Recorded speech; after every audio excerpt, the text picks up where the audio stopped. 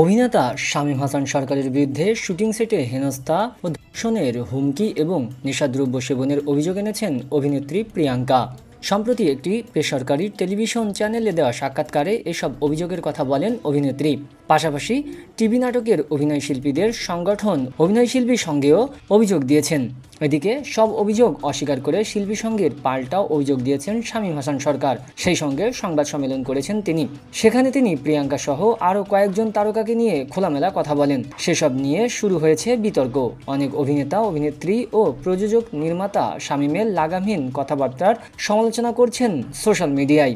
এমন অবস্থায় অভিনয়শিল্পী সংঘ জানায় শীঘ্রই এই বিষয়টি নিয়ে আলোচনায় বসবেন সংগঠনটির দায়িত্বশীলরা। শামীম ও প্রিয়াঙ্কার কাছ থেকে সব তথ্য নিয়ে প্রমাণের ভিত্তিতে দোষীর বিরুদ্ধে উপযুক্ত ব্যবস্থা নেবেন তারা।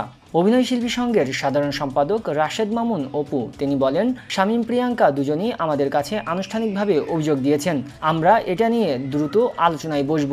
যার দোষ পাওয়া যাবে তার বিরুদ্ধে ব্যবস্থা নেওয়া হবে, কোনো ছাড় দেওয়া হবে না। এদিকে শামীম হাসানের বিরুদ্ধে ছোট পর্দার অনেকেই মুখ খুলতে শুরু করেছেন সোশ্যাল মিডিয়ায়।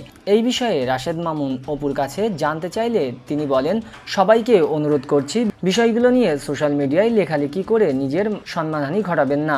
যদি কারো ব্যাপারে অভিযোগ থাকে তবে সেটি সংশ্লিষ্ট সংগঠনে জানান, ন্যায় বিচার পাবেন আশা করছি। মঙ্গলবার বিকেলে একটি বেসরকারি টেলিভিশন চ্যানেলে হাজির হয়ে তিনি এই অভিযোগ করেন। পরে রাত 9:30টার দিকে এই বিষয়ে সংবাদ সম্মেলন করে কথা বলেন শামীম হাসান।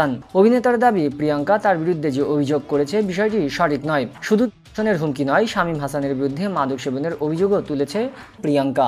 এই বিষয়ে শামীম হাসান বলেন, মাদক সেবনের অভিযোগ আরও গুরুতর। আমাদের শুটিং হাউসে সব জায়গায় সিসি ক্যামেরা আছে। আপনারা চাইলে আমি সেগুলো আপনাদের দিতে পারি। যদি কেউ প্রমাণ করতে পারে আমি মিডিয়া ছেড়ে দেব।